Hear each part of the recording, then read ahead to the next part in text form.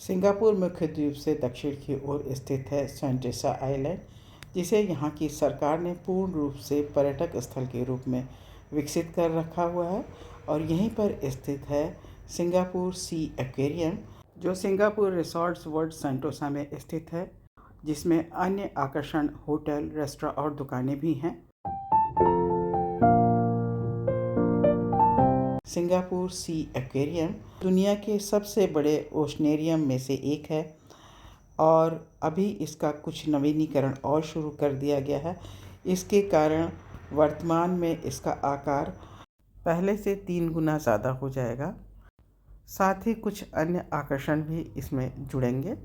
यहाँ प्रवेश के लिए एक्वेरियम के ऑफिशियल वेबसाइट से ही टिकट की बुकिंग करानी चाहिए, क्योंकि वहाँ पर अनेकों तरह के पैकेज डील उपलब्ध है।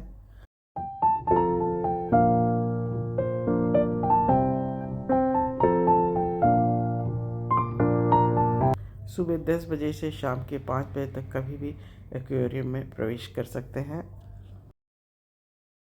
ये पूरा एक्वेरियम एक कांच का टनल है जो ट्रांसपेरेंट है और इसके चारों तरफ मछलियाँ घूम रही हैं।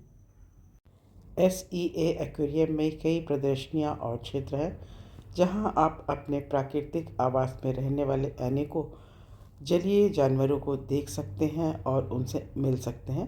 शिपब्रेक वह पहली प्रदर्शनी है जिसे आप CEA एक्वेरियम में प्रवेश करते ही देख सकते हैं। इस क्षेत्र में 4 मिलियन लीटर पानी को कोरल और रीफ के आवास में जहाज के मलबे की भूमिका को दर्शाता है।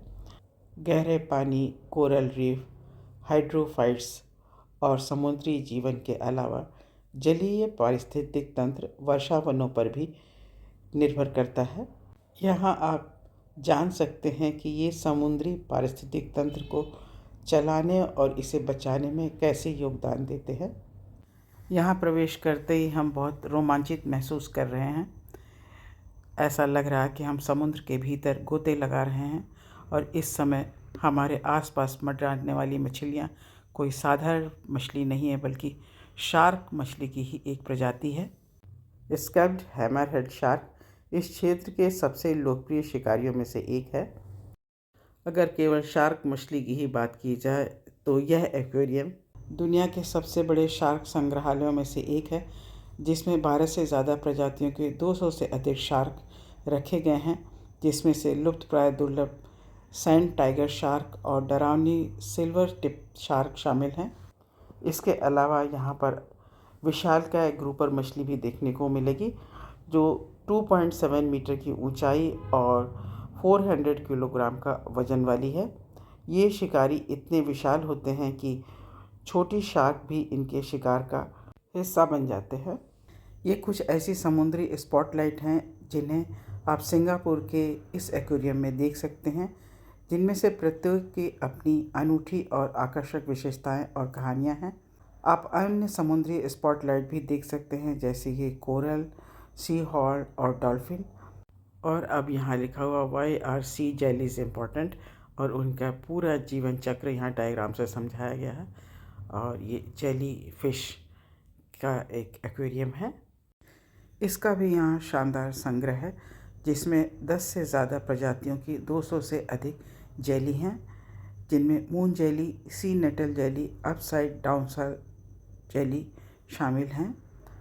आप उन्हें प्लैनेट ओशन जोन में अंधेरे में धड़कते और चमकते हुए देख सकते हैं।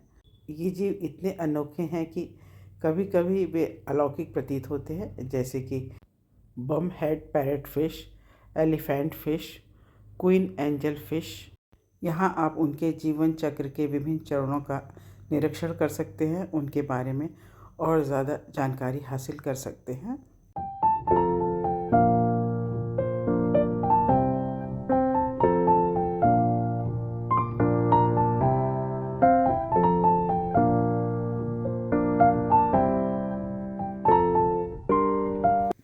इसके अलावा यहाँ एक्वेरियम में आप अन्य महासागरीय विशालकाय जीव भी देख सकते हैं।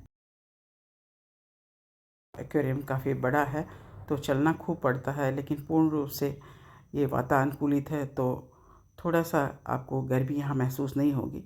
लेकिन चलने के लिए अच्छे शूज़ ज़रूर पहनें।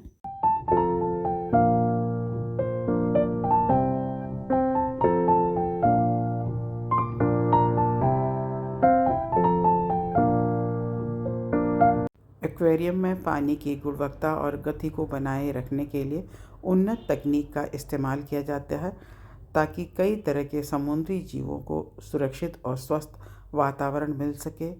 सिंगापुर में पीने का पानी आयात किया जाता है, ऐसे में ये एक चमत्कार ही है। इस स्थान को समुद्र का रूप देने के लिए 45 मिलियन लीटर पानी का प्रयोग किया गया है।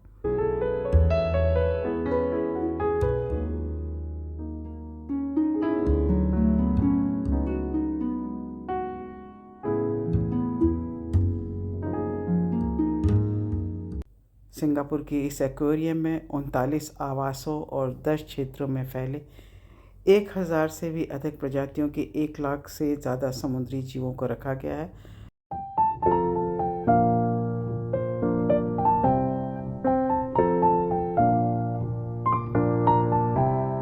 इन समुद्री जानवरों का जो ये घर है, उसमें आपको रंगीन और नाजुक मूंगा चट्टानों से लेकर रहस्यमय और गहरे समुद्री खाइयों तक समुद्री जीवों की अद्भुत विविधता और सुंदरता को देखने और जानने का मौका मिलेगा।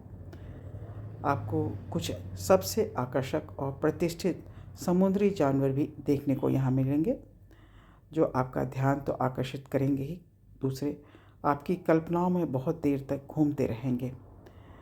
इसके अलावा यहाँ के अन्य आकर्षण में सी हॉर्स और डॉल्फिन शो, साउथ चाइना सी हैबिटाट और अरब खाड़ी के हैबिटाट भी शामिल हैं, जिसके लिए अलग से टिकट की व्यवस्था है।